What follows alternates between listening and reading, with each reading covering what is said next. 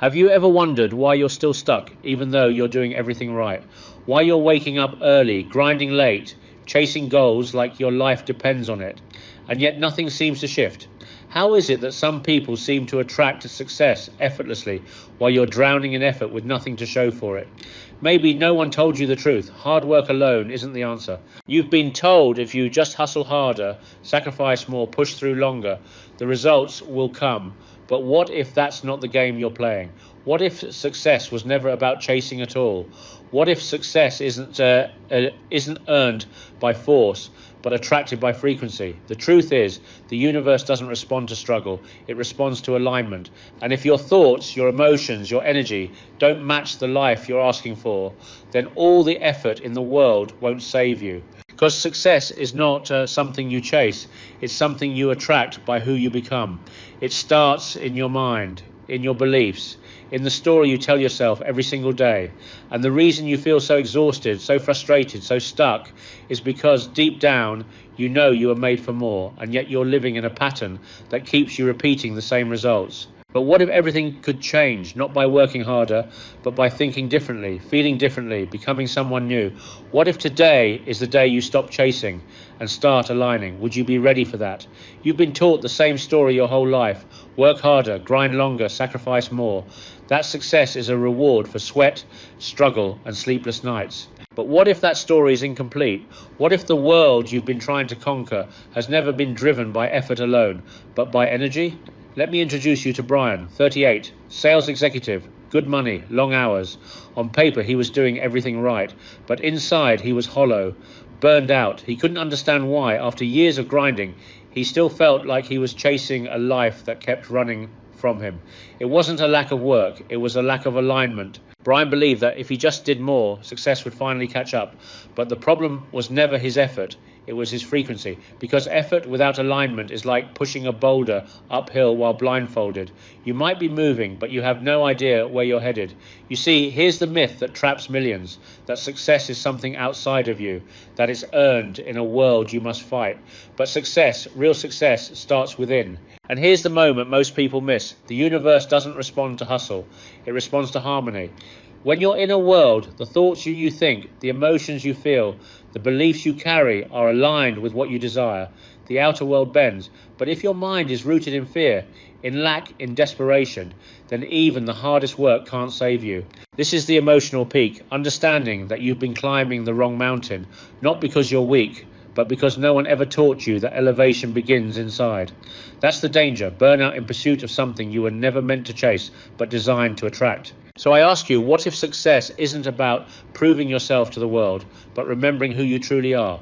Because once you stop chasing approval and start aligning with truth, you'll realize that success was never about effort, it was about energy. And the moment you choose alignment over exhaustion, everything begins to move. Everything. Success is not built by chance. It's coded, and the code, your blueprint, is already inside you. The problem? Most people never access it. They live on autopilot, carrying beliefs that were never theirs, wearing identities handed down by fear, failure, or someone else's expectations. You can hustle for years, but if the blueprint you're running on says you're not worthy, not capable, not enough, you'll sabotage every breakthrough before it arrives. Let me tell you about Emily. She grew up in a small Midwestern town, raised by a single mum who worked 2 jobs and constantly said things like, "People like us don't get ahead. We survive." Emily didn't know it then, but those words etched themselves into her subconscious like a silent operating system. She went to college, got a job, even started a side business. But every time things began to grow, she pulled back. Make excuses, delay the launch, undervalue her work. On the surface, it looked like fear. But underneath, it was loyalty to a blueprint that said, you don't belong at the top. And so I'll ask you, what hidden belief are you still loyal to? What identity are you unconsciously protecting, even if it's keeping you small? Here's the truth most never confront. You don't attract what you want. You attract what you are. Your life is a mirror, not of your dreams, but of your deepest self-image. If you believe you're just surviving, success will always feel out of reach. But the moment you rewrite that code, The moment you declare, I am the kind of person success belongs to, everything starts changing. But here's the warning: if you don't do this work, your dreams will stay locked behind a mindset that wasn't even yours to begin with. You'll keep chasing the next strategy, the next hack, but none of it will stick because the foundation hasn't shifted. Success begins in silence, in the deep, honest decision to change who you are at the root, not just in your habits, but in your identity. And once your inner world upgrades, your outer world has no choice but to follow. You can think all the right thoughts, speak all the right affirmations, visualize every single day, and still stay stuck. Why? Because your emotions aren't in agreement with your mind. And until your emotions catch up, you're not sending a clear signal to the universe. You're broadcasting confusion, conflict, mixed frequencies, and the law of attraction doesn't respond to what you think. It responds to what you feel. Meet Jacob, lives in Boston, 34, ambitious. Every morning he'd write his goals down: 6-figure income, remote business, peace of mind. He'd recite his affirmations, meditate, journal. On the outside he looked aligned, but beneath the surface he was filled with frustration, doubt, desperation.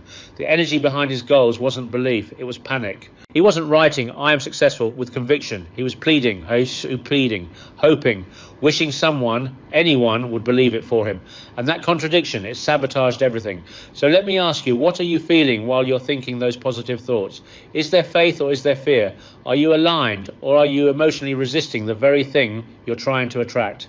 Because here's the truth: the universe doesn't give you what you recite, it gives you what you embody.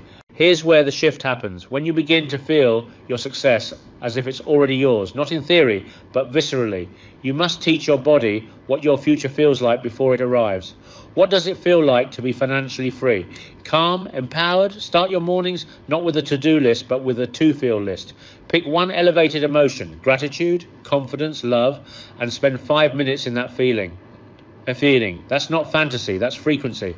That's how you shift from forcing results to attracting them. But here's your warning: if you don't get your emotions in sync, you will unconsciously repel what you're consciously asking for, and you won't even realize you're doing it. You'll think the process isn't working. You'll blame timing, circumstance, fate.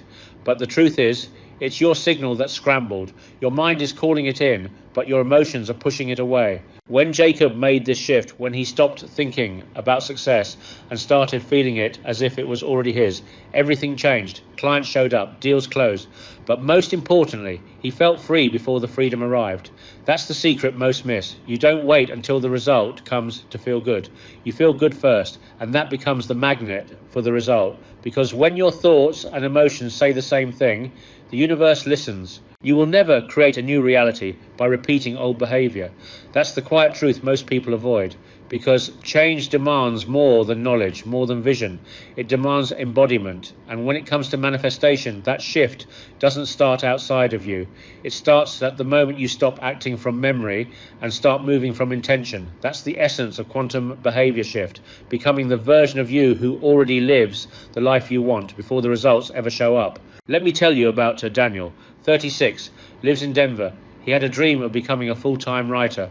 For years he kept saying, one day when I have more time, I'll take it seriously. But every morning he'd wake up, check his phone, rush into emails, and spend his best hours in other people's agendas. Deep down he wanted change, but his behavior kept repeating the identity of someone still waiting. Until one morning he asked himself a question that changed everything. If I was already the successful writer I see in my mind, how would I show up today? And that's the shift, that question, that moment when desire meets decision. Because here's what most people don't realize. You don't get what you want, you get what your behavior proves you're ready for. And if your daily actions still reflect doubt, hesitation, or avoidance, then you're signaling to the universe that you are not yet aligned with what you're asking for. That's the emotional peak, that's the confrontation. Your results are always catching up to your rituals. So I ask you now, if your dream came true today, would your current habits sustain it or sabotage it? There's a dangerous illusion many live under, that once success arrives, they'll rise to meet it. But success doesn't elevate you, it reveals you. And if you haven't become the person capable of holding it, it slips right through your hands. That's why this shift, this quantum behavioral recalibration, is urgent. It's the bridge between who you are and who you're becoming. Start simple, change your posture, speak like someone who already knows it's happening. Wake up 10 minutes earlier and write one paragraph, one vision, one truth about your future. Don't wait to feel ready. Behavior is belief in motion. Your consistency is your declaration to the universe. Daniel? He began showing up every morning as if he were already that author. Months later, without chasing, an opportunity came to him. A real publishing deal. But the truth is, it didn't show up. He did, and that made all the difference. The world celebrates results. It applauds the trophy, the launch, the spotlight. But what it never sees, what it almost always overlooks, are the quiet, invisible actions that made the visible possible. Success doesn't begin when people start clapping. It begins in silence. It begins in the dark when no one is watching. And that's where most people lose, because they think if the world can't see it yet, it doesn't count. But let me tell you something true. The universe doesn't reward performance. It rewards preparation. Michael knew this. 30 years old, lived in Queens, worked a desk job by day, but dreamed of building a life around coaching. He didn't have the following, he didn't have the clients, but every single night after work, he'd study, he'd write, he'd film content that barely anyone watched. He kept a notebook full of ideas, strategies, wins and failures. For months, there was no applause, just effort, invisible to everyone but himself. And that's where the transformation started, not in the outcome, but in the identity he was building in secret. So, let me ask you, what do you do when no one's watching? When there's no praise, no feedback, no external reward? Do you still show up, or do you wait for proof before you believe? Because here's the emotional peak, the warning. If you only act when there's evidence, you'll always be late. You'll always be chasing the version of you who had the courage to plant seeds in silence. And those who wait to be seen before they move, they rarely make it past potential. Michael didn't wait. And one day, after a year of unseen work, one post took off, just one. It went viral, the followers came. The opportunities followed, but what no one saw, what made it possible, was the foundation laid in private. The lesson, invisible action is not wasted. It is compound interest for your dream. Every journal entry, every early morning, every decision to stay aligned when no one claps. That's what builds the version of you the world will one day celebrate. Don't wait for the light to shine before you believe you're glowing. Shine now, quietly, relentlessly, because the results are coming, but only for those who are already becoming. If your environment doesn't reflect your future, it will reinforce your past. Most people don't fail because they lack talent or desire. They fail because they keep trying to grow in a space that doesn't support their evolution. You can't plant a seed in dry soil and be surprised when nothing blooms. Energy is contagious. Environment is evidence. And every day you stay in a room that drains you, you're sending a silent message to your future. I'm not ready yet. Let me tell you about Melissa. She lived in Philadelphia. Smart, creative, wildly ambitious, but stuck. Every time she tried to elevate, something would pull her back. Her friends, they laughed when she spoke about success. That's not realistic, they'd say. Her apartment, cluttered, dim, filled with things from a life she was trying to outgrow. Even her daily routines, same music, same shows, same habits, were echoes of the version of her she was trying to leave behind. And here's what hit her one night. I'm trying to build a new identity in an old environment. That realization cracked something open. Let me ask you something real. What does your environment say about who you're becoming? And Ming-Chang, look around, your room, your phone, your relationships. Do they whisper possibility or do they echo limitation? Here's the warning. If you stay too long in an environment that contradicts your vision will shrink to fit the space, and you'll start negotiating your goals just to survive the energy you're surrounded by. Melissa didn't make massive moves overnight, but she started curating her space. She cleaned, she added reminders of who she wanted to be.